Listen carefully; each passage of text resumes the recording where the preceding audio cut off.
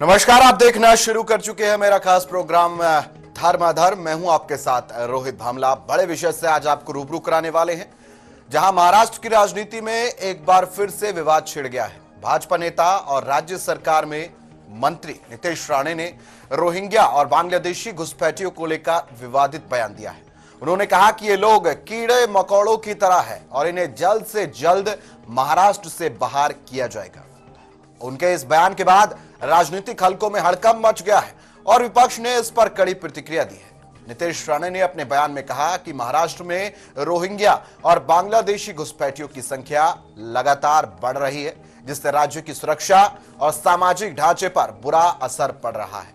उन्होंने कहा कि ये घुसपैठिए महाराष्ट्र में अवैध रूप से रह रहे हैं और राज्य की कानून व्यवस्था के लिए खतरा बने हुए। इन्हें किसी भी हाल में बर्दाश्त नहीं किया जाएगा। उन्होंने आगे कहा कि महाराष्ट्र सरकार इस मुद्दे को गंभीरता से ले रही है और जल्द ही इनके खिलाफ कड़ी कार्रवाई की जाएगी।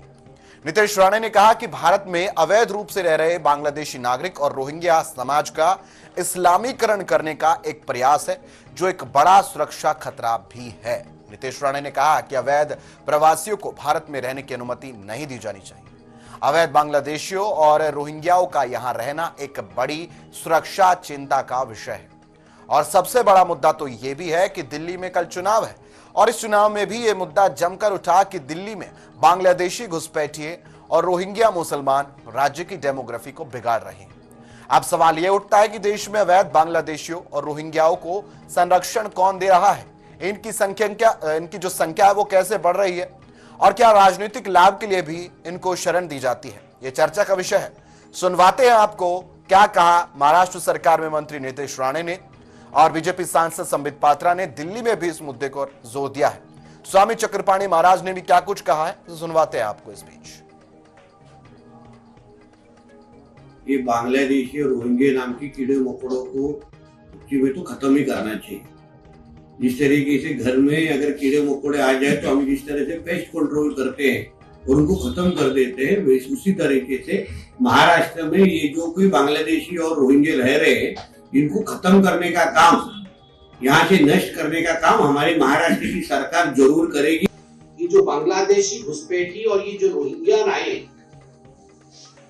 गैर कानूनी तरीके से इन्होंने उनके काम में सेंधमारी कर दी। जो काम हमारा पूर्वांचली भाई करता था, दिल्ली का मूल वासिंदा करता था, जो उड़ीसा का मेरा भाई करता था, अब धीरे धीरे वहां रोहिंग्या घुस गए, बांग्लादेशी घुस गए।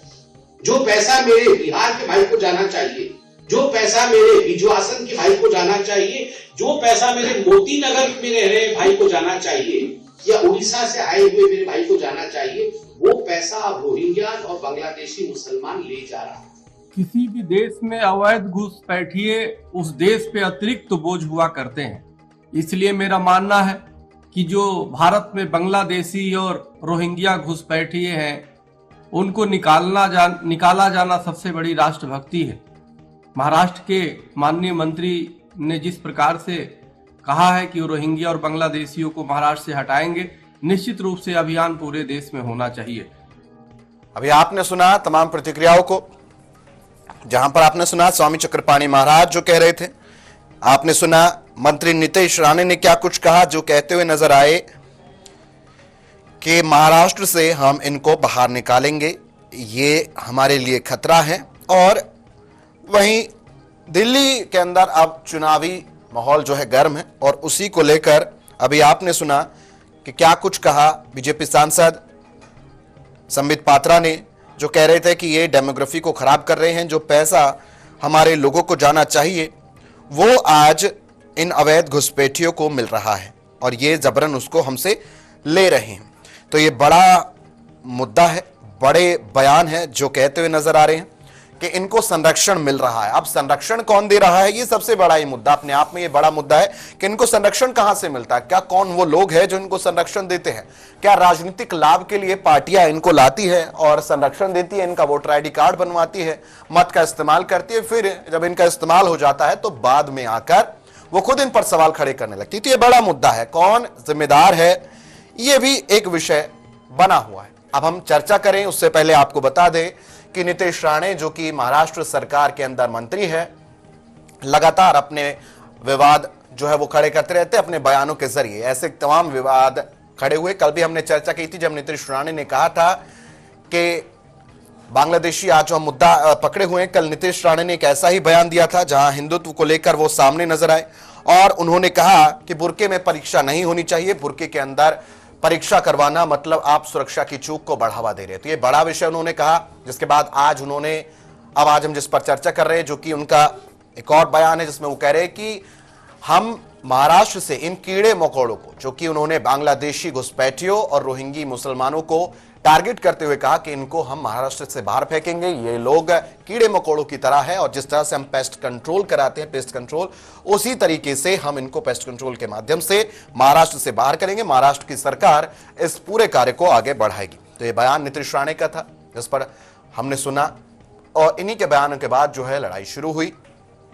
बीजेपी दिल्ली के अंदर चुनाव के अंदर पूरी अजमाइश जो कर रही, कल चुनाव भी है और चुनाव से पहले संबित पात्रा जो कि बीजेपी सांसद है, बीजेपी के बड़े नेता है, उन्होंने प्रेस कॉन्फ्रेंस की और कहा कि अवैध घुसपैठियों को, बांग्लादेशी घुसपैठियों को और रोहिंग्या मुसलमानों को लगातार संरक्षण मिल रहा है और यही लोग हमारी दिल्ली की डेमोग्राफी को खराब कर रहे हैं। इन्हीं की बदौलत आज हमारे लोगों को जो सामान मिलना चाहिए था, जो सम्मान मिलना चाहिए था, जो राहत मिलनी चाहिए थी, आज उनको ये लोग ले जा रहे हैं। हमें सिर्फ आज ये जानना है कि आखिर हर सरकार, हर पार्टी एक दूसरे पर सवाल खड़े कर रही है कि इनको वो लेकर आए हैं, उनको वो लेकर आए हैं। सवाल ये है, लेकर कौन आया है, इसका स्पष्टीकरण कब होगा और ऐसे में कौन कैसे अब इसको आगे बढ़ाएगा और कौन ये जवाब देगा कि आखिर इनका जिम्मेदार कौन है। ये आ तो गए हैं, अब इनको क्या मिलेगा। और मुद्दा ये भी है कि आखिर जो बांग्लादेश से लोग आ रहे हैं, क्या इसके अंदर एक ही मजहब के लोग हैं, जो ये मुद्दा उठता है। अब इसी पर आज हम चर्चा करें। चर्चा करने के लिए मेरा पैनल मेरे साथ लगभग जुड़ ही चुका है। डिबेट की शुरुआत करें उससे पहले आपको बता दें, अवैध बांग्लादेशी और रोहिंगी समाज का इस्लामीकरण करने का प्रयास, ऐसा बयान नीतीश राणे देते हुए नजर आ रहे हैं। उन्होंने कहा कि अवैध प्रवासियों को भारत में रहने की अनुमति नहीं मिलनी चाहिए। ऐसा कहके उन्होंने विवाद खड़ा कर दिया। ये विवाद आगे क्या रूप लेगा ये तो आने वाला वक्त ही बताएगा, लेकिन फिलहाल इनके बयान से चारों तरफ हड़कंप मच गया है और इस बयान ने हर तरफ खलबली मचा दी है कि आखिर अवैध रूप से जो लोग रह रहे हैं उनको संरक्षण कौन दे रहा है। क्या इनके कनेक्शन सरकार से हैं, क्या इनके कनेक्शन निजी लोगों से हैं, अपने एक तबके से हैं जो कि इनको संरक्षण देता है। और संरक्षण देता कौन है, यही एक बड़ा मुद्दा है। इसी पर हम आज की डिबेट करने वाले।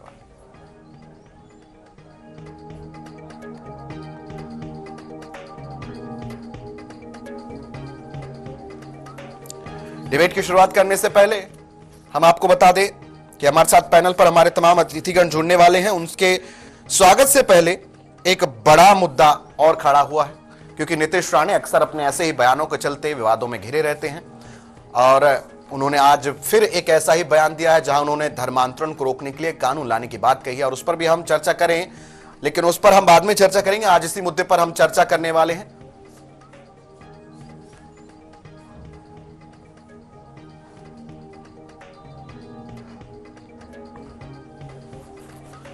तो ये मुद्दा बड़ा अहम है और आज चर्चा का हमारा मुद्दा भी है, क्योंकि हम इस पर चर्चा इसलिए करना चाहते हैं, हम जानना चाहते हैं कि आखिर इन रोहिंग्या मुसलमानों को, इन बांग्लादेशी घुसपैठियों को पनाह कौन दे रहा है। और इनका मुद्दा उठता तो है, लेकिन इनकी जिम्मेदारी कौन लेता है। जिम्मेदारी कोई नहीं लेता, सवाल सभी खड़े करते हैं।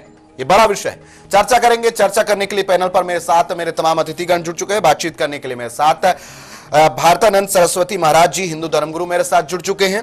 हाजी नाजिम खान साहब, प्रवक्ता है पीस पार्टी के, मेरे साथ जुड़ चुके हैं और प्राची अधिकारी जी जुड़ चुकी है, आरएसएस नेता है। बहुत बहुत स्वागत तमाम अतिथिगणों का मेरे साथ इस पैनल पर। डिबेट की शुरुआत करेंगे। पहला सवाल हाजी नाजिम खान साहब, मैं आप ही से कर लेता हूं। हाजी नाजिम खान साहब, आप लगातार देख रहे हैं कि मुद्दा गरमाया हुआ है। नीतीश राणे जो बयान दे रहे हैं, जो कह रहे हैं कि अवैध घुसपैठियों को संरक्षण दिया जाता है, ये कीड़े मकोड़े हैं, इनको बाहर करने का काम महाराष्ट्र सरकार करेगी। मैं जानना चाहता हूं, संरक्षण कौन देता है? करो काम तब तक। हाजी नाजिम खान साहब, मेरी आवाज आ रही है आप तक? हाँ, मुझे भी लग रहा है। हाजी नाजिम खान साहब, आवाज आ रही है आप तक? एक बंदा बोला था, मैं क्लास में भी बोल कर आई हूँ। हाजी नाजिम जी, मेरी आवाज पहुंच रही है आप तक? चलिए हाजी नाजिम खान साहब से फिर रुक करेंगे, लेकिन उससे पहले प्राची अधिकारी जी मेरी आवाज पहुंच रही है आप तक?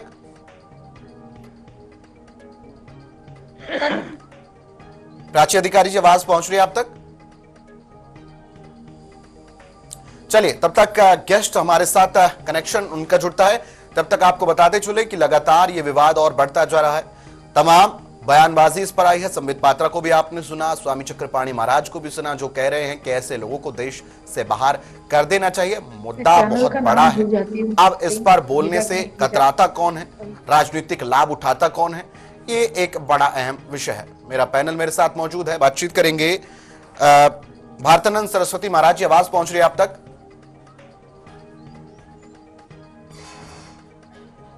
महाराज जी आप आवाज पहुंच रही है आप तक? नहीं आ रही। चलिए गेस्ट के साथ हम फिर जुड़ेंगे। कुछ तकनीकी कारणों की वजह से उन तक आवाज नहीं पहुंच पा रही, लेकिन उससे पहले ये बड़ा मुद्दा है जहां एक दूसरे पर लगातार बयान दे रहे हैं। और महाराष्ट्र में तो ये बहुत बड़ा मुद्दा बन गया, लेकिन महाराष्ट्र के मुद्दे बनने से पहले अभी सवाल ये उठता है कि आखिर इनको पनाह कौन दे रहा है, इनके पीछे फायदा कौन उठा रहा है और इनका फायदा किसको मिल रहा है। लेकिन उससे पहले आपको एक बार फिर सुनवा दे क्या कुछ कहा नितेश राणे ने, क्या कुछ कहा स्वामी चक्रपाणी महाराज ने। सुनवाते आपको बाइट दोबारा से। ये बांग्लादेशी और रोहिंग्या नाम की कीड़े मकोड़ों को में तो खत्म ही करना चाहिए। जिस तरीके से घर में अगर कीड़े मकोड़े आ जाए तो हम जिस तरह से पेस्ट कंट्रोल करते हैं और उनको खत्म कर देते हैं, वैसे उसी तरीके से महाराष्ट्र में ये जो कोई बांग्लादेशी और रोहिंग्या रह रहे हैं इनको खत्म करने का काम, यहाँ से नष्ट करने का काम हमारी महाराष्ट्र की सरकार जरूर करेगी। ये जो बांग्लादेशी घुसपैठी और ये जो रोहिंग्या आए, गैर कानूनी तरीके से इन्होंने उनके काम में सेंधमारी कर दी। जो काम हमारा पूर्वांचली भाई करता था, दिल्ली का मूल वासिंदा करता था, जो उड़ीसा का मेरा भाई करता था, अब धीरे धीरे वहां रोहिंग्या घुस गए, बांग्लादेशी घुस गए। जो पैसा मेरे बिहार के भाई को जाना चाहिए, जो पैसा मेरे बिजवासन के भाई को जाना चाहिए, जो पैसा मेरे मोती नगर में रह रहे भाई को जाना चाहिए या उड़ीसा से आए हुए मेरे भाई को जाना चाहिए, वो पैसा अब रोहिंग्या और बांग्लादेशी मुसलमान ले जा रहा है। किसी भी देश में अवैध घुसपैठिए उस देश पे अतिरिक्त बोझ हुआ करते हैं। इसलिए मेरा मानना है कि जो भारत में बांग्लादेशी और रोहिंग्या घुसपैठिए हैं उनको निकाला जाना सबसे बड़ी राष्ट्रभक्ति है। महाराष्ट्र के माननीय मंत्री ने जिस प्रकार से कहा है कि रोहिंग्या और बांग्लादेशियों को महाराष्ट्र से हटाएंगे, निश्चित रूप से अभियान पूरे देश में होना चाहिए। तो आपने सुना अभी तमाम बयानों को, और बातचीत भी हम करेंगे। बातचीत करने के लिए प्राची अधिकारी जी हमारे साथ मौजूद है, आरएसएस नेता। प्राची जी आवाज पहुंच रही है आप तक? जी प्राची जी, सवाल मेरा आपसे यही रहेगा कि लगातार ये बयान सामने आता है कि देश के अंदर अवैध घुसपैठिए जो है वो घुस आए हैं, उनको संरक्षण दिया जाता है। मैं आपसे जानना चाहता हूं कि बांग्लादेशी घुसपैठियों को, रोहिंग्या मुसलमानों को संरक्षण कौन दे रहा है? जब नितेश राणे ये सवाल करते हैं कि हम बाहर निकाल देंगे, लेकिन सवाल ये भी होना चाहिए कि उनको संरक्षण कौन दे रहा है? जी बिल्कुल वाजिब सवाल है। तो सबसे बड़ी बात, इस देश में कुछ ऐसे नेता हैं जो उनके संरक्षण के लिए आगे आते हैं। अगर जैसे गृह मंत्री ने एक बार बयान दिया था अमित शाह जी ने, मैं तो आज ही निकाल के बाहर कर दूं, तो मैं निकालने की बात करता हूँ, तो वैसे ही ये ओवैसी और दूसरे नेता जो इनके स्लीपर सेल एजेंट है या उनका काम करते हैं, ये खड़े हो जाते हैं। और इनको देश के मुसलमानों से कोई लेना देना नहीं है। इनको लेना देना है कि जो बाहर के हैं वो कैसे पले, जो घर में बैठे हैं उनका तो अच्छा कर नहीं पा रहे हैं, उन्हें तो शिक्षा में सबसे पीछे जा रहे हैं, तो इनको कुछ और अच्छा नहीं करना है। लेकिन ये यहाँ पर बाहरी लोगों को बैठाकर उनका संरक्षण कर रहे हैं। देश में ऐसे बहुत अराजक तत्व हैं जिन पर अगर कार्रवाई होती है तो जमात-उल-दावा या दूसरे संगठन खड़े हो जाते हैं उनका केस लड़ने के लिए। जैसे आपने देखा होगा हलाल इकोनॉमी भी एक चल रहा है, उसके पैसों से भी ये भी कहा जा रहा है, जो एजेंसी की रिपोर्ट है कि ये भी इस संगठन जो है, जो जैसे मौलाना फवाद वगैरह थे, ये भी इन लोगों की मदद करते थे। आज आप देखिए घर घर में जो रोहिंग्या है ये किस तरह के क्राइम्स में इन्वॉल्व है। जब से ये यहाँ पर आए हैं तो कितने क्राइम्स हो रहे हैं, कभी भिखारियों के रूप में, कभी चेन स्नैचर्स के रूप में। तो इनको कौन संरक्षण कर रहा है? ओवैसी जैसे नेता, अमानुल्लाह जैसे नेता। आपने सुना होगा जब दिल्ली में कार्रवाई हुई थी एजेंसीज की, तब कहा गया था कि 50 लाख रुपए मतलब लोग बाहर से कमा के लाते हैं, उसने यहाँ से बाहर सऊदीया भेजे। किस लिए भेजे? उसके बाद बांग्लादेश में पूछा गया, ऑन रिकॉर्ड वीडियो है, तो उन्होंने कहा हमें बिजली, खाना, पानी मुफ्त मिल रहा है, 10,000 रुपए मिल रहे हैं धंधा करने के लिए। कौन दे रहा है? वो अमानुल्लाह दे रहे हैं, आप पार्टी दे रही है। तो आपके सामने तो ओपन भी है। और मुझे तो ये भी डाउट है कि अमानुल्लाह का रिकॉर्ड खंगाला जाए कि कहीं वो खुद भी तो बांग्लादेशी नहीं है। ताहिर हुसैन जो दिल्ली दंगों में इन्वॉल्व था, मैंने शक्ल देख के बता दिया था कि जितने उसके पीछे वो इंडोनेशियन मुसलमान है। तो वो कहाँ से आए? फिर आपने देखा 3 लाख, ये एजेंसी की रिपोर्ट, क्योंकि देखिए मैं एक सामाजिक कार्यकर्ता के रूप में भी काम करती हूँ, तो हम लोगों ने, मेरे एक अन्य मित्र भी हैं जो सुप्रीम कोर्ट के लॉयर हैं, हम लोगों ने जांच करी तो हमने पाया कि मजार शरीफ जो कि बिहार में है, वहां पर 3 लाख 3.5 लाख मुसलमान इकट्ठा हुए थे जो विदेशी थे। और वो उनकी शिकायत किसी एक मुसलमान ने ही करी उनके पास आके, और लिखित रिपोर्ट भेजी अमित शाह जी को, लेकिन उस पर कोई कार्रवाई अभी हुई नहीं है, हो रही है। लेकिन आप देखिए वहां पर उन मुसलमानों को जो मदरसे में जो काम करते हैं वो तनख्वाह नहीं है, जो मस्जिद से ऑपरेटेड है, लेकिन वहां पर विदेशी मुसलमान छुपाए जाते हैं। ये उनका ही कहना है। और अच्छा, ये उनका कहना है। प्राची जी ठीक है, भेज दूंगी वो लेटर। जी प्राची जी मैं आऊंगा, क्योंकि हमारे साथ एक और हमारे अतिथि जुड़ चुके हैं, मेहताब उस्मानी साहब, मुस्लिम स्कॉलर हमारे साथ जुड़ चुके हैं। बहुत बहुत स्वागत है टीवी 100 पर आपका। क्योंकि आपसे सवाल करूं उससे पहले हाजी नाजिम खान साहब क्योंकि लगातार बने, उनसे सवाल कर लेता हूं। हाजी नाजिम खान साहब, अभी आपने सुना प्राची अधिकारी जी को भी, और उन्होंने जो बताया कि सारा कुछ डेटा जब पता लगा तो पता लगा घुसपैठ कौन है। 2 बड़े नाम उन्होंने लिया, अमानुल्लाह खान का जो कि विधायक भी है, और ओवैसी साहब का नाम लिया। मैं आपसे जानना चाहता हूं कि नीतीश राणे जो बयान दे रहे हैं कि हम इन कीड़े मकोड़ों को महाराष्ट्र से बाहर कर देंगे, और वही संबित पात्रा जी कह रहे हैं कि ये लोग डेमोग्राफी को बिगाड़ रहे हैं। अब मैं आपसे जानना चाहता हूं कि वाकई में ये डेमोग्राफी को बिगाड़ रहे हैं, इनको संरक्षण जो दे रहा है वो कौन है? ये कुछ ऐसे सवाल है जो मैं आपसे जानना चाहता हूं। हाँ रोहित भाई, मेरी आवाज आप तक आ रही है? आ रही है सर, आ रही है, बोलिए सर। हाँ रोहित भाई, देखिए जिस तरीके से आपका सवाल है, अब देखिए मैं आपके सवाल के जवाब देने से पहले प्राची जी के सवाल का जवाब दे देता हूँ। जो अभी इन्होंने बात करी थी ना कि भाई यहाँ पर देखिए बांग्लादेशी आए, रोहिंग्या आए, इसका मतलब कि ये मानते हैं कि भारत के अंदर बांग्लादेश रोहिंग्या आए तो इनको जो होम मिनिस्टर है उनका इस्तीफा इनको ले लेना चाहिए। क्योंकि 2014 से 2024, सुन लीजिए प्राची जी, 2014 से 2024 के बीच में कितने घुसपैठिया भारत के अंदर है उसका आंकड़ा तो है। तो इसका मतलब यह है कि जब घुसपैठिए आप मानते हैं कि भारत के अंदर आए तो आपको होम मिनिस्टर से सीधा सवाल करना चाहिए और उनका इस्तीफा मांगना चाहिए। उनके से सवाल नहीं करना चाहिए होते हुए घुसपैठिया कैसे भारत के अंदर आए। और दूसरी बात सुन लीजिए, हाँ प्राची जी एक बात और सुन लीजिए, जिस तरीके से नीतीश राणे का जिस तरीके से बयान बार बार आता है, तो आपको याद हो कि महाराष्ट्र के अंदर जब उन्होंने कहा, प्राची जी सुन लीजिए बड़े ध्यान से बात, मैं ये कहता हूं कि नीतीश राणे जी ने पहले भी महंत रामगिरी का बचाव किया था, जिन्होंने पैगंबर इस्लाम के ऊपर अब जो टिप्पणी करी थी, फिर उनका क्या बयान आया था नीतीश राणे का कि अगर महंत रामगिरी को किसी ने हाथ लगाया तो मस्जिद में घुसकर मारेंगे, इस तरीके के बयान पहले भी आया। तो भाई ये नीतीश राणे जी का तो बयान हमेशा इस तरीके की बात होती है। और जो प्राची अधिकारी जी कह रही है, मैं इनसे कहता हूँ कि आपने हमारी सुरक्षा एजेंसियों पे सवालिया निशान उठाया। भाई आपको सुरक्षा एजेंसी पे इस तरीके के सवालिया निशान नहीं उठाना चाहिए। प्राची जी एक एक करके बोलेंगे, एक एक करके समय दूंगा आपको। प्राची जी रुकेंगे। प्राची जी, अरे प्राची जी सुन लीजिए, पेट में दर्द हो जाएगा आपके, हर पेट में दर्द हो जाएगा। सुन लीजिए बात, प्राची जी रुकिए। मैंने सिर्फ एक बात कही, जो आपने इल्जाम लगाया तो आपको होम मिनिस्टर से सवाल करने में क्या दिक्कत है भाई? देश तो होम मिनिस्टर के हाथ में है या नहीं, सुरक्षा की जिम्मेदारी है या नहीं? लेकिन आप लोग सिर्फ उससे पहले सुन लीजिए, बकवास मत कीजिए प्राची जी, बकवास मत कीजिए, झूठ मत बोलिए आप। मैं ये कह रहा हूँ कि जो मुसलमानों के प्रति आप लोग एक जहर फैला रहे हैं, इसको बंद कर दीजिए, जैसे ताहिर हुसैन बंद कर दीजिए भाई, बिल्कुल बंद कर दीजिए आप। लग रहे हैं हम नवाई, आपकी भी नागरिकता की जांच होनी चाहिए कि आपका जो मोबाइल। अरे कोई बात नहीं, हाजी नाजिम की नागरिकता है, भारतीय है, हाजी नाजिम को बताने की जरूरत नहीं है। आप लोगों को अपने कागज दिखाने चाहिए। आप लोग सब भारतीय नहीं है, बाहरी लोग हैं आप लोग। आपकी सोच ब्रिटिश हुकूमत की है, आप भारतीय नहीं है। तो इसका आप जब जांच होगी ना तो आप लोग कितने बाहर जाएंगे ये हम लोगों को बताने की जरूरत नहीं है। और ये जो सुन लीजिए प्राची जी, आप महिला है, महिलाओं का सम्मान कर रहा हूँ, ध्यान से सुन लीजिए बात।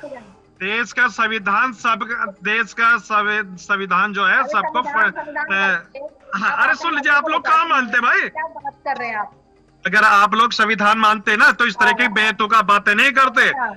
हाजी नाजिम संविधान के तहत बात कर रहा है। और एक बात बड़े ध्यान से सुन लीजिए, इस मुल्क को संविधान से चलने दीजिए। अरे इस मुल्क को संविधान से चलने दीजिए। आप लोग अपनी नफरती एजेंडा मत चलाइए आप लोग। ठीक है, ठीक है प्राची जी, ठीक है, मैं समय दूंगा आपको। संविधान बड़ा, ठीक है प्राची जी एक एक करके बोलेंगे, मैं समय दूंगा। प्राची जी खुला समय आपको मैं दूंगा। मैं जवाब दूंगा। नहीं, हाँ सुन लीजिए, रोहित भाई इनके सवाल का जवाब देता हूँ मैं। ठीक है, ठीक। अभी आपने कहा ना कि कुरान बड़ा या संविधान। भारत के अंदर संविधान चलता है, अब पूरे दुनिया के अंदर कुरान चलता है, और भारत के अंदर जो संविधान के तहत हम अपने रिलीजन को मानते हैं। प्राची जी आप कौन से संविधान की बात करते हैं? हाजी नाजिम तो डॉक्टर भीमराव अंबेडकर साहब के संविधान को मानता भाई। डॉक्टर भीमराव अंबेडकर ने तो साफ है कि आप लोग जो है कभी किसी के साथ लॉयल हो ही नहीं सकते। अगर दो देशों की लड़ाई हुई तो आप लोग अपने मजहब के साथ जाएंगे, ना कि उसके साथ आप पे विश्वास नहीं किया जा सकता। आपके बारे में उनकी धारणा पड़ी है आपने? Doctor B R Ambedkar Prachi ji सुन लीजिए, प्राची जी सुन लीजिए, अपने लड़कियों की हिफाजत नहीं कर सकता। डॉक्टर भीमराव अंबेडकर साहब के बारे में जो आप बात करिए ना, तो ध्यान से सुन लीजिए भाई। हम लोगों की वफादारी पे आप लोग उंगली नहीं उठा सकते। हम तो डॉक्टर भीमराव अंबेडकर साहब को मानते हैं, उनके संविधान को मानते हैं। ठीक है, चलिए आगे।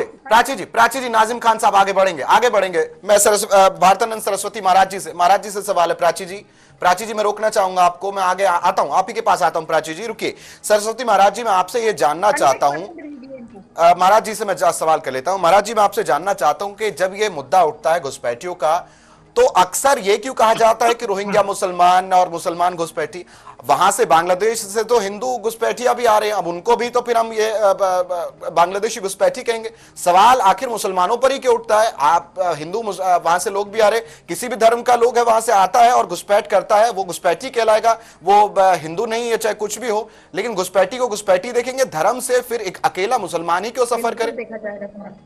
रोहित जी बिल्कुल आपने ठीक कहा। जो भी पाकिस्तान से, बांग्लादेश से जो भी हिंदू आता है, देखो भाई इस देश में धर्म के नाम पर, जाति के नाम पर बंटवारा हुआ, विभाजन हुआ, इसको मानते कि नहीं आप जी? इस देश का विभाजन, ये भारत माता के टुकड़े हुए, ये जाति के नाम पर, ये धर्म के आधार पर हुआ ना। तो ये भाई साहब, ये जो खान भाई साहब को जो इनका नाम है नाजिम खान साहब, डॉक्टर बाबा साहब आम्बेडकर, संविधान, इनके लोग भारत तेरे टुकड़े हुए इंशाल्लाह इंशाल्लाह दिल्ली में नारे देते। इनके ऊपर कोई कार्रवाई, ये संविधान की बात कर रहे, डॉक्टर बाबा साहब आम्बेडकर की बात कर रहे। डॉक्टर बाबा साहब आम्बेडकर ने कहा था जब तक अफ्रीका मुसलमान पाकिस्तान में नहीं जाता तब तक इस विभाजन को मैं नहीं मानूंगा। अब पाकिस्तान से, बांग्लादेश से कोई हिंदू आ रहा है, वो बांग्लादेशी नहीं है, वो तो अपने घर पर आ रहा है, लेकिन करोड़ों लोग बांग्लादेशी रोहिंग्या ये भारत में है, करोड़ों है। और ये बोल रहे थे कि अमित शाह का ये इस्तीफा मांगो। 14 के बाद वो गृह मंत्री रहे, तो क्या सब जो घुसपैठी आए 14 के बाद ही आए क्या? 2014 के बाद? ये तो काफी मैंने तो आंकड़ा पूछा सर, हो रही है।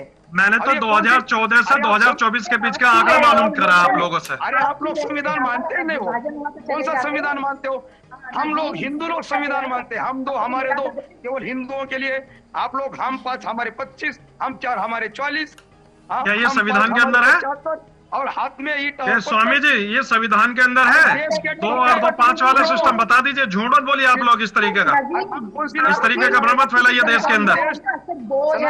जोड़ने का काम करता है। प्राची जी बोलने दीजिए स्वामी जी को, मैं आऊंगा आपके पास। केवल डिबेट में बात करके नहीं होता है। आप लोग देश तोड़ने के प्लान है पीएफआई के पास। अब ये रोहिंग्या, बांग्लादेशी, इनको आबादी बढ़ाकर देश पर कब्जा करना है। ठीक है, एक एक करके बोलेंगे। अब मैं मेहताब उस्मानी साहब भी हमारे साथ बने हुए, ठीक है गुरुजी, मेहताब उस्मानी साहब हमारे साथ बने हुए, मैं उनसे भी सवाल कर लेता हूं। मेहताब उस्मानी साहब, अभी आपने रोहिंग्या को हटाना चाहिए। ठीक है, आप कह रहे हटाना चाहिए, ठीक है। मेहताब उस्मानी साहब का भी मैं रुक कर लेता हूँ। कोई गलत बयानबाजी नहीं। ठीक है सरस्वती जी, महाराज की बात, महाराज जी, मोहम्मद साहब की कौन सी गलत बात कही रामगिरी महाराज ने? ठीक है सरस्वती जी, महाराज जी महाराज जी, मेहताब उस्मानी साहब भी हमारे साथ मौजूद है, उनसे सवाल कर लेता हूं। मेहताब उस्मानी साहब, आप मुझे बताएं कि लगातार ये मुद्दा उठ रहा है, नीतीश राणे जो कह रहे हैं कि उनको कीड़े मकोड़ों को हम बाहर कर देंगे। अब कीड़े मकोड़ों में तो जाहिर सी बात है, उन्होंने कहा कि वो जो रोहिंग्या मुसलमान है और अवैध घुसपैठिए उनको बाहर करेंगे। अब इसमें तो कोई भी हो सकता है, लेकिन जब उन्होंने अवैध बांग्लादेशी घुसपैठिए कहा, यहाँ के भारतीय मुसलमान जो है, ठीक है, सहयोग करना चाहिए, ठीक है। तो मेहताब उस्मानी साहब, आप इस बयान से कितना ठीक है, सहमत कितना है? रोहित जी, ये अगर देशभक्त है तो इन लोगों ने घुसपैठियों के खिलाफ आंदोलन में सहभागी होना चाहिए, ठीक है, ठीक है। मेहताब उस्मानी साहब, प्राची जी सुनिए, सरस्वती जी, महाराज जी जवाब लेने दीजिए, महाराज जी जवाब तो लेने दीजिए। मेहताब उस्मानी साहब जवाब मेहताब उस्मानी साहब जवाब देंगे। महाराज जी मैं अनुरोध करता हूँ उनको बोलने दीजिए। बोलिए सर, मेहताब उस्मानी साहब, किसी को यहाँ क्या बोलिए बोलने देंगे इस मंच पे? बोलिए सर। अरे आप सही तो बोलो। तो अरे बोलने दोगे तभी तो साहब, आप तो देश में नहीं बोलने दे रहे किसी को, यहाँ मंच पे क्या बोलने दोगे आप? वो देश में नहीं बोलने दे रहे किसी को, जो बोलता है उसको गोली मार देते हो। माता और मातृ वतन में फर्क है ना, तो आप सुनने की तैयारी नहीं होते, किसी की बात तो सुनो। अरे बात तो पहले सुन लीजिए, बात सुन लीजिए। देश धर्म से नहीं चलेगा, संविधान से चलेगा। आप धर्म से चलाने की कोशिश कर रहे हो उसको। कौन सा संविधान मानते हो? संविधान से चलाओ, धर्म से नहीं चलेगा। मुझे बताइए, साधु संतों का काम पूजा पाठ का है या डिबेट में आके धर्म के खिलाफ भड़काने का? आप धर्म संभालिए, आप धर्म का काम करो। आप नेताओं पे छोड़ो ना देश चलाने का काम, नेताओं पे छोड़ो देश चलाने का काम। साधु का तो आचरण ही बड़ा सादा होता है। एक करके बोलेंगे, एक शुद्ध विचार होते हैं। प्राची जी रुकेंगे, प्राची जी रुकेंगे, खिलाफ बात ही नहीं करता साधु। प्राची जी रुकेंगे, मैं आपको समय दूंगा। प्राची जी सुनिए, बड़ा शुद्ध आचरण, बड़े शुद्ध विचार होते हैं साधु के। आप सनातन की बात करो, आप आर्य कहाँ से आए? फिर देश में आर्य कहाँ से आए? आर्य कहाँ से आए देश में? बताइए, इस हिंदुस्तान के आर्य कहाँ से आए? मूल निवासी कौन थे हिंदुस्तान के? कौन थे हिंदुस्तान के मूल निवासी? पता है आपको? मैडम आप बोल लो भाई, इनको बुला दो मैडम को। छोड़ो, मैं बोलता ही। ठीक है, रुकिए प्राची जी रुकिए, महाराज जी रुकिए, मेहताब उस्मानी साहब रुकिए। मैं नाजिम खान साहब, अब क्योंकि डिबेट और गर्म होती जा रही, मैं आपसे ये पूछ लेता हूं कि हम अभी जो मैंने महाराज जी से पूछा कि हम कह रहे थे कि घुसपैठिया तो मुसलमानों को ही क्यों गिना जाता है, चाहे हिंदू हो कोई भी हो, घुसपैठी तो घुसपैठी होता है और उसको उसी नजरिए से देखना चाहिए। लेकिन जब उसको अलग करा जाता है, कहते हैं कि वो तो अपने घर वापस आए हैं, तो मुसलमान भी तो ऐसा नहीं था कि सारे पाकिस्तान चले गए, कुछ देश में भी बाय चॉइस भी है, और बाय चॉइस वाले जो मुसलमान है वो इसी देश के लोग हैं, वो कहीं बाहर से नहीं आए। तो ऐसे में वो लोग वापस आते तो उनको घुसपैठी और हिंदुओं को कहा जाए कि वो घर वापसी, ये कैसे संभव है? हाँ रोहित भाई, देखिए हम लोग जो है बाय चॉइस वाले हैं, और जो लोग इस तरीके की बातें करते हैं, देश के अंदर भ्रम फैलाना करने की बात करते हैं, वो बाय डिफॉल्ट है। अब रही बात ये कि अगर हिंदू भाई अरे सुन लीजिए प्राची जी, अगर हिंदू भाई अगर भारत के अंदर आए तो उसके घर वापसी, अगर कोई मुस्लिम का नाम आए तो उसको घुसपैठिया कह देते हैं ये लोग। ये सरासर हमारी सुरक्षा एजेंसियों पे सवालिया निशान लगा रहे हैं। अभी आपने देखा होगा कि बांग्लादेश के अंदर किस तरीके की घटना घटी थी, हिंदू भाई बॉर्डर पर खड़े हुए थे, हमारी सुरक्षा एजेंसी ने बिल्कुल तो भारत के अंदर एंट्री नहीं करने दी, और ये लोग क्या कहते हैं कि घुसपैठी आ रहे। भाई ये सरासर झूठ बोलते हैं आपके चैनल पे। अगर घुसपैठी आए तो मैंने तो आंकड़े पूछे, मगर ये आंकड़े नहीं बता पा रहे, लेकिन ये भारत के लोगों को ही घुसपैठिया कहकर देश के अंदर जो नफरत का माहौल पैदा करने की कोशिश कर रहे हैं। मैं ये कहता हूं कि सबसे पहले ऐसे लोगों की जांच पड़ताल होनी चाहिए, ताकि देश के अंदर ये पता चले कि ये नफरत फैलाने वाले लोग हमारे भारत के अंदर ही जो अराजक तत्व है आखिर पैदा कहां से हो रहे हैं, इनके खिलाफ भी एक्शन होना चाहिए। लेकिन ये सिर्फ और सिर्फ मुस्लिम समाज को लेकर जिस तरीके की गंद भारत के अंदर फैलाने की कोशिश कर रहे हैं, ये खत्म होनी चाहिए।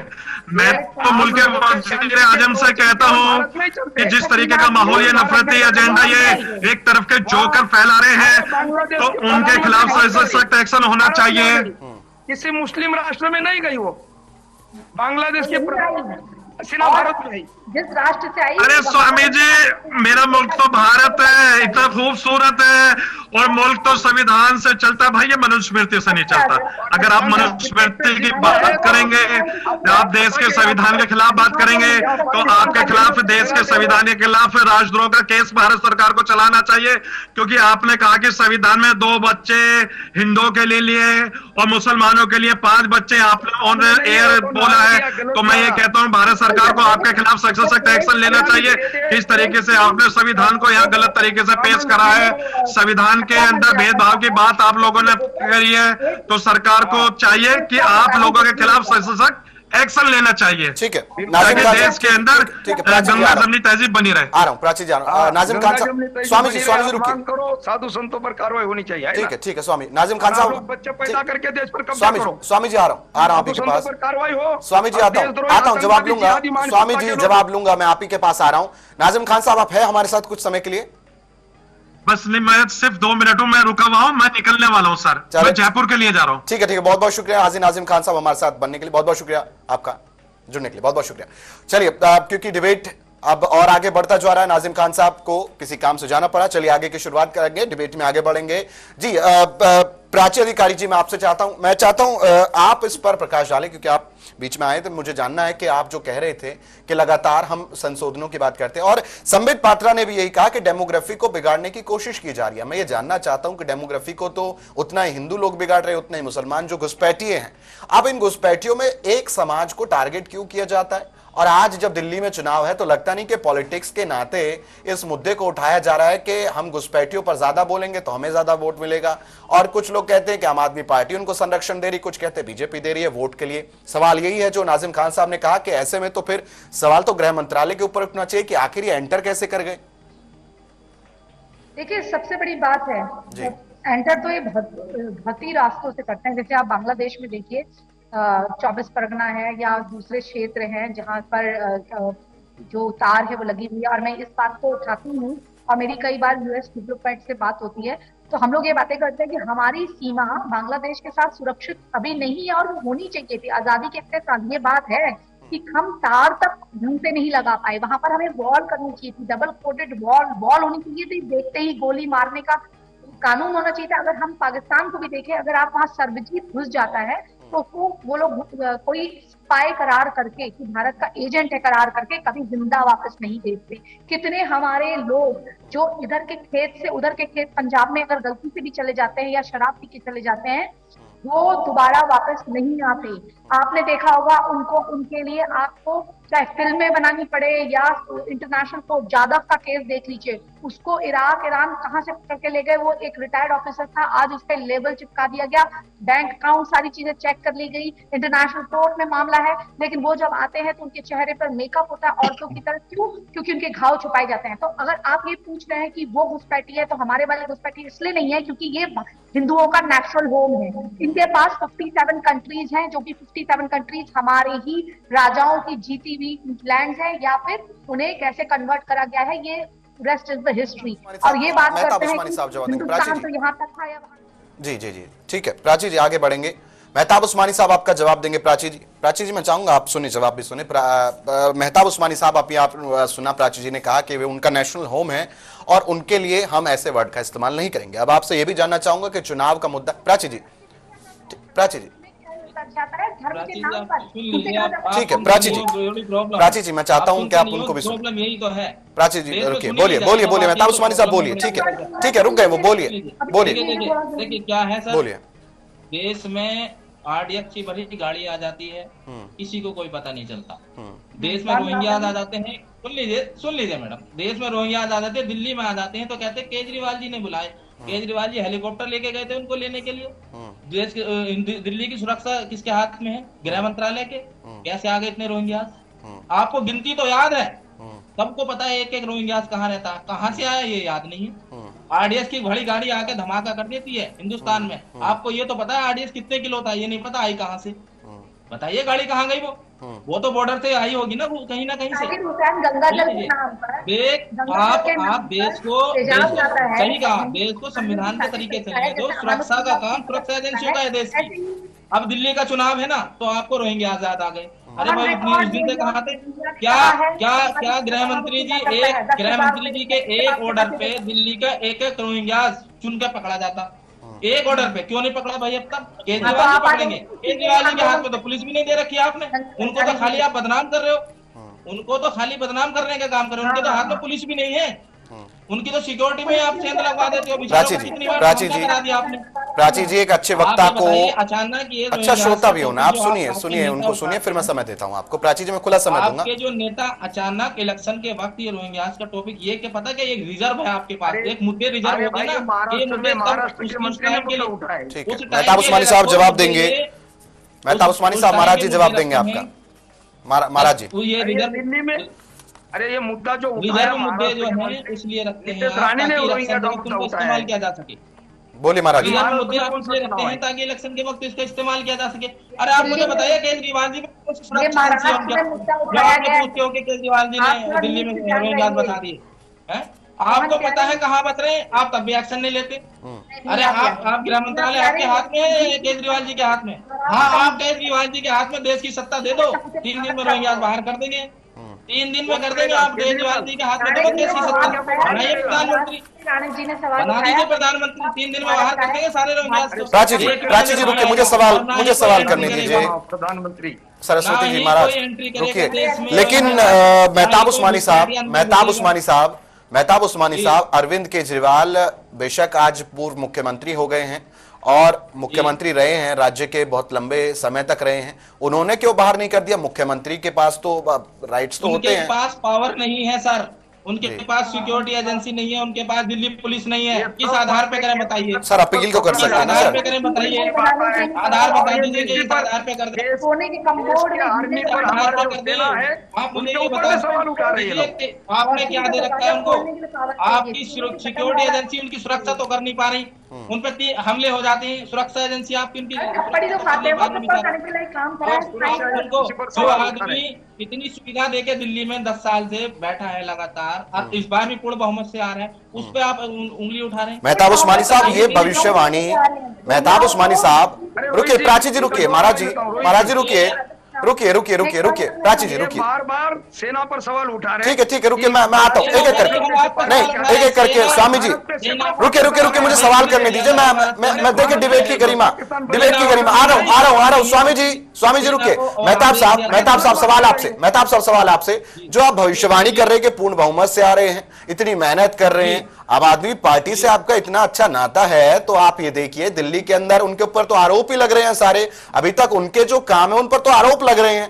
अब आज आप उनकी जो वकालत तो कर रहे हैं, लेकिन ये देखिए ना कि 10 सालों में उनका कितना जो है कार्ड बना, कितना उनको लाभ मिला, और सरकार यही सवाल उठाती है कि इसकी जिम्मेदारी केंद्र सरकार की है। लेकिन मैं ये जानना चाहता हूं कि आम आदमी पार्टी जब इतने लंबे समय से दिल्ली के अंदर रही, रोहिंग्याओं का उनका डाटा था और डाटा भी रहा, तो ठीक है, अगर उनको मानकर चलिए केंद्र सरकार जिम्मेदार है, तो राज्य सरकार का क्या दायित्व बनता है? राज्य सरकार कुछ नहीं कर सकती क्या?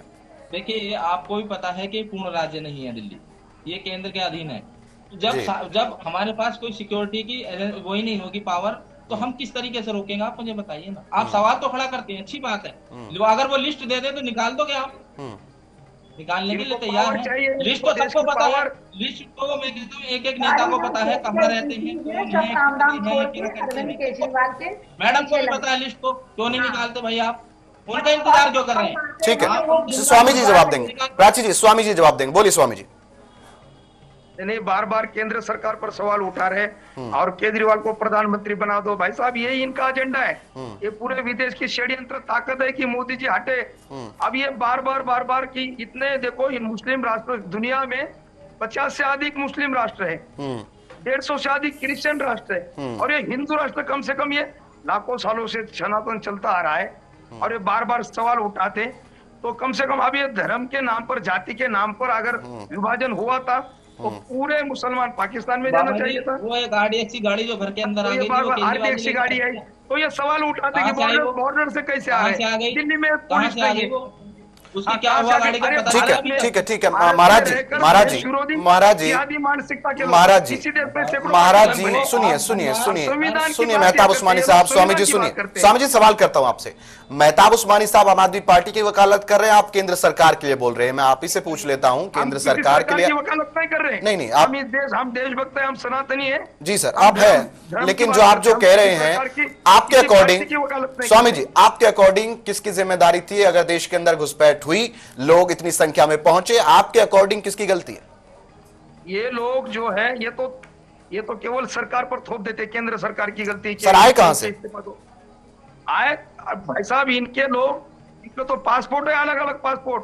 अभी जो मुंबई में लोग आए, कसाबा एंड टोली, ये कहा इनको लाने वाले स्थानीय लोग तो है, इनके लोग है, तो बार बार सरकार पर थोप देते, केंद्र सरकार पर या जो बीजेपी सरकार पर। गलती रही है 70 के दशक संविधान की बात करते हैं, कौन सा संविधान मानते हैं?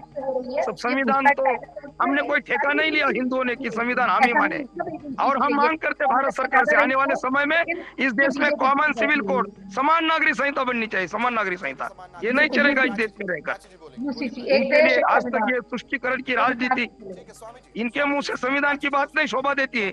संविधान सभी के लिए समान संहिता चाहिए। डॉक्टर बाबा साहब अम्बेडकर जी का नाम लेते हैं, डॉक्टर बाबा, फिर दोहराता हूं मैं, डॉक्टर बाबा साहब अम्बेडकर जी ने कहा था आखिरी का मुसलमान जब तक पाकिस्तान में नहीं जाता तब तक इस विभाजन को, इस बंटवारे को नहीं मानूंगा मैं। इससे कहा था हमको डॉक्टर बाबा साहब अम्बेडकर को उनको कोट करते, उनको सम्मान कर रहे। बोलते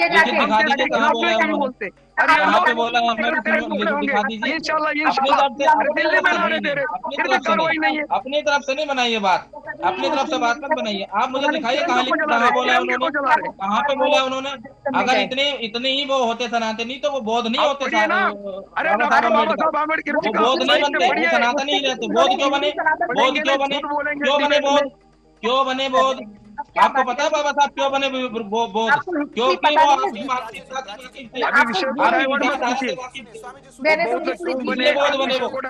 धर्म क्यों अपनाया बाबा साहब ने? बौद्ध धर्म क्यों अपनाया बाबा साहब ने? जब सभी से अनुरोध करता हूं, सुनिए एक बार। स्वामी जी, प्राची जी, मेहताब जी, प्राची जी, स्वामी जी सुनिए स्वामी जी, आस्था का विषय, स्वामी सुनिए स्वामी जी मेरी बात तो सुनिए, स्वामी जी, मेहताब जी, प्राची जी सुनने की कोशिश कीजिए। अरे आप कभी सुनने की तो कोशिश कीजिए। प्राची जी सुनिए ना, प्राची जी सुनिए एक बार, मेहताब उस्मानी साहब ये बता रहे हैं। प्राची जी सुनिए, प्राची जी मेरी बात तो सुन लीजिए। अरे प्राची जी सुनिए मैं कुछ कह रहा हूँ, आगे बढ़ेंगे ना। प्राची जी मैं ये सुनिए, मेहताब उस्मानी साहब ये बता रहे हैं कि डॉक्टर भीमराव अंबेडकर बौद्ध कैसे बने, बताएं मेहताब उस्मानी साहब। बताती हूँ, बिल्कुल नहीं वो बता रहे, मेहताब उस्मानी साहब बता रहे। प्राची जी, मेहताब उस्मानी साहब बता रहे, वो सुन लेते फिर आपके बारे में जानेंगे। बोलिए मेहताब उस्मानी साहब, बोलिए। देखिए पहली बात तो ये जो ये बाबा जी बोल रहे हैं ना सेंटेंस बार बार के मुसलमानों के लिए, आप गूगल आप दीजिए जो कहा है, पहले बताइए कैसे। और दूसरी बात ये मुझे ये बताइए कि बाबा साहब ने सनातन धर्म क्यों छोड़ा और बौद्ध में क्यों आए? नहीं आप बता रहे थे ना वो कैसे बने, वो बताइए मेहताब जी, आप बता रहे थे, पहले आप बताइए। क्या चल रहा है? अरे आप इसे तो आप छेड़ रहे हो, आप बार बार एक ही बात बोलते हो। बाबा साहब ने ये कहा मुसलमानों के, बाबा साहब ने कुछ नहीं कहा। बाबा साहब आपकी मानसिकता से परेशान थे, आपकी छुआछूत की मानसिकता से परेशान थे। बाबा आपकी छुआछूत की मानसिकता से परेशान थे, इसलिए उन्होंने बौद्ध धर्म अपनाया। ठीक है मेहताब उस्मानी साहब, ये आपकी डेफिनेशन। आप समाज में सबको एक समान नहीं देखते थे, आप दलितों को अलग रखते थे। आप याद कर लो आपके ही समय में स्तन रखने को नारी को स्तन रखने तक की परमिशन नहीं थी। आप कई लोग समय की समाप्ति है, बाबा साहब इन्हीं चीजों से परेशान हो गए उन्होंने बौद्ध धर्म अपनाया। ठीक है समय की समाप्ति, रुकिए मेहताब उस्मानी साहब, समय की समाप्ति है। मैं एक एक कमेंट सुनिए मेहताब उस्मानी साहब। स्वामी जी मेरे पास समय की कमी है। आखिरी रोहिंग्या को ठीक है वो हमारे, मेरे पास समय की कमी है। स्वामी जी मेरे पास समय की कमी है। आखिरी कमेंट में ले रहा हूँ। मेहताब उस्मानी साहब रुकिए, स्वामी जी आखिरी कमेंट यह है, देश को संविधान से चलना रुकिए एक बार सुनिए, ठीक है हो गया, बहस हो गई उस पर। समय की समाप्ति है। मैं आखिरी कमेंट लेना चाहूंगा क्योंकि मेरे शो का रिवाज है सर, समय की समाप्ति है, शो का रिवाज है। मैं आखिर में, क्योंकि जब इतनी डिबेट हो जाती है, मैं आखिर में चाहता हूं कि 4 पंक्तियां गंगा जमनी तहजीब को बनाए रखने के लिए अक्सर मेरे डिबेट की रिवाज है, ये हम खत्म करते हैं। 4 पंक्तियां हम चाहते हैं कि करें। प्राची अधिकारी जी कुछ अगर चाहें आप अर्ज करना 4 लाइनें, तो मैं चाहता हूं गंगा जमनी तहजीब को बनाए रखने के लिए 4 पंक्तियां आप रखें। देखिए, मैं तो सिर्फ इतना कहूंगी कि मैं अपने सनातनियों के लिए कहूंगी कि जो बेचारे वहां से आ रहे हैं, जिनको धर्म के आधार पर मार के प्रताड़ित करके, वो अपना देश कभी नहीं छोड़ना चाहते। पाकिस्तानी हिंदू पाकिस्तान से प्रेम करता है, लेकिन उसे इतना प्रताड़ित किया जाता है कि उसकी जॉब छीन ली जाती है, उसे यहाँ आना पड़ता है। और रही बाबा अगर वो मेरे डिबेट की एंडिंग होती है 4 लाइनों से, अगर आपके पास कुछ 4 लाइनें हैं तो वो अर्ज कीजिए ना। पढ़ाई करते सिर्फ उन्हें मूर्ति पूजा छोड़ बने आए सनातन के पंथ में ही, क्योंकि बौद्ध पंथ हमारा ही पंथ है। सुनिए प्राची जी, समय की समाप्ति है। प्राची जी, मैंने कमेंट नहीं कहा, प्राची जी मैंने कहा 4 पंक्तियां। चलिए, बहुत बहुत शुक्रिया आप सभी का, तमाम समय आपने दिया, बहुत बहुत शुक्रिया आप सभी का हमारे साथ जुड़ने के लिए, बहुत बहुत शुक्रिया आपका। तो धर्माधर्म में आज हमने जाना कि आखिर नीतीश राणे जो बयान दे रहे हैं, जो कह रहे हैं कि इन कीड़े मकोड़ों को, बांग्लादेशी घुसपैठियों को और मुसलमानों को, जो कि यहां पर रोहिंग्या मुसलमान रहते हैं, इनको महाराष्ट्र से बाहर करेंगे। और ये बाहर करने का जो तरीका है, ये डिबेट दिल्ली तक भी चली और हमने सुना कि दिल्ली के अंदर भी कहा गया कि डेमोग्राफी बदलने की कोशिश की जा रही है। अब देखना यह है कि कौन पहले इस पर एक्शन लेता है, कौन पहले यह साबित करता है कि अवैध घुसपैठिए आए कहां से, किसके थ्रू आए, किसकी गलती है। यह बड़ा मुद्दा है, आज हमने भी चर्चा की।